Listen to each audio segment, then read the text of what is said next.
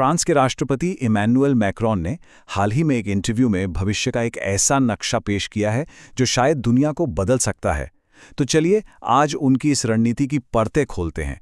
एक ऐसी रणनीति जिसमें टेक्नोलॉजी, देश की संप्रभुता और ग्लोबल पावर के समीकरणों को नए सिरे से लिखने का दम है। तो चलिए सीधे मुद्दे पर आते हैं। इंटरव्यू की शुरुआत ही एक बहुत बड़े सवाल से होती है, एक ऐसा सवाल जो हम सबको सोचना चाहिए। यार, यूरोप जो कभी इनोवेशन का गढ़ था, आज टेक्नोलॉजी की इस रेस में इतना पीछे कैसे रह गया? क्यों आज दुनिया की टॉप टेक कंपनियां अमेरिकी या चीनी हैं, यूरोपियन नहीं? मैक्रोन इसका जवाब बिल्कुल सीधा देते हैं, कोई लाग लपेट नहीं। उनके हिसाब से यूरोप 3 वजहों से पिछड़ गया है। पहली, स्केल, मतलब अमेरिका या चीन जैसा एक बड़ा जुड़ा हुआ बाजार नहीं है। दूसरी, कैपिटल, यानी नए आइडियाज में लगाने के लिए अरबों डॉलर की पूंजी की कमी। और तीसरी, जो शायद सबसे जरूरी है, रिस्क लेने की भूख की कमी। इन 3 चुनौतियों में से जो पहली वाली है वो सबसे अहम है। चलिए जरा गहराई से समझते हैं कि ये स्केल की समस्या आखिर है क्या और ये फ्रांस और पूरे यूरोप पर कैसे असर डाल रही है। ये स्लाइड अमेरिका और चीन की कामयाबी का पूरा राज खोल देती है। एक तरफ देखिए, एक देश, एक बाजार, एक ही तरह के नियम, और दूसरी तरफ है यूरोप। आबादी तो बहुत है, लेकिन हर देश के अपने नियम, अपनी भाषाएं। आप सोचिए, एक स्टार्टअप के लिए ये एक आसान हाईवे और एक मुश्किल बाधा-दौड़ जैसा है। इसी बिखराव की वजह से यूरोपियन कंपनियां उतनी तेजी से बड़ी नहीं हो पाती। तो ठीक है, प्रॉब्लम तो समझ आ गई।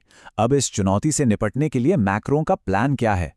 ये सिर्फ फ्रांस के लिए नहीं, बल्कि पूरे यूरोप के लिए टेक्नोलॉजिकल सॉवरेनिटी यानी तकनीकी संप्रभुता हासिल करने की एक बहुत बड़ी योजना है। और हाँ, ये सिर्फ बातें नहीं हैं।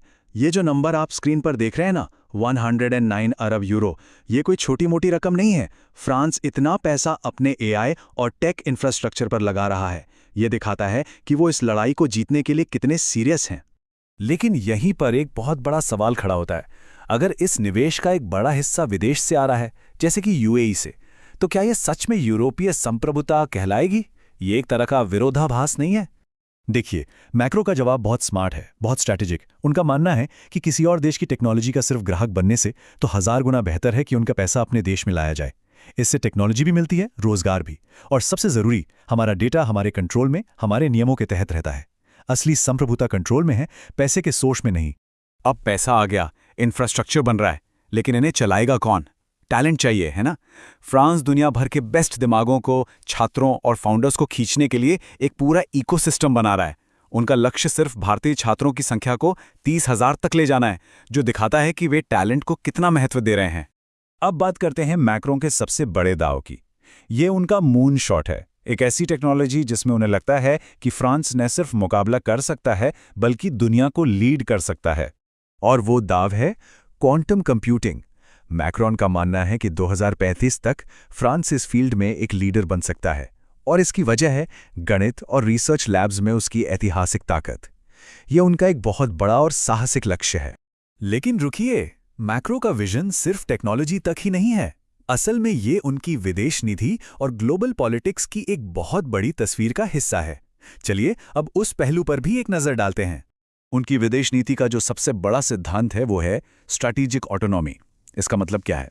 बिल्कुल आसान भाषा में समझे तो सबके दोस्त बनो, लेकिन किसी के जूनियर पार्टनर नहीं। अपने फैसले खुद लो, चाहे वो अमेरिका हो या चीन, किसी के दबाव में आकर नहीं।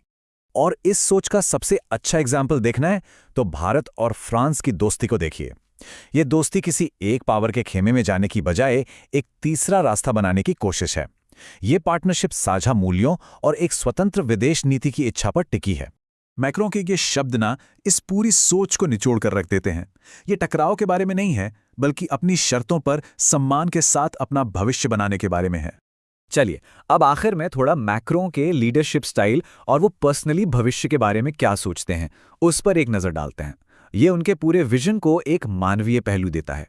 जब उनसे दूसरे वर्ल्ड लीडर्स के साथ उनके पब्लिक मतभेदों पर सवाल किया गया तो उनका जवाब बिल्कुल साफ था। आप किसी से असहमत हो सकते हैं, बिल्कुल हो सकते हैं, लेकिन आपको उनका सम्मान करना होगा। आज की दुनिया में जब हर कोई एक दूसरे पर चिल्ला रहा है, ये बात कितनी जरूरी है ना? भविष्य को लेकर जब उनसे पूछा गया तो उनकी सोच में एक तरफ उम्मीद है तो दूसरी तरफ एक डर भी है। एक तरफ उन्हें दुनिया भर के अरबों पढ़े लिखे युवाओं की काबिलियत में पूरा भरोसा है, तो दूसरी तरफ उन्हें इस बात की भी चिंता है कि पुराना ग्लोबल सिक्योरिटी का ढांचा टूट रहा है, जिससे दुनिया और भी ज्यादा खतरनाक होती जा रही है।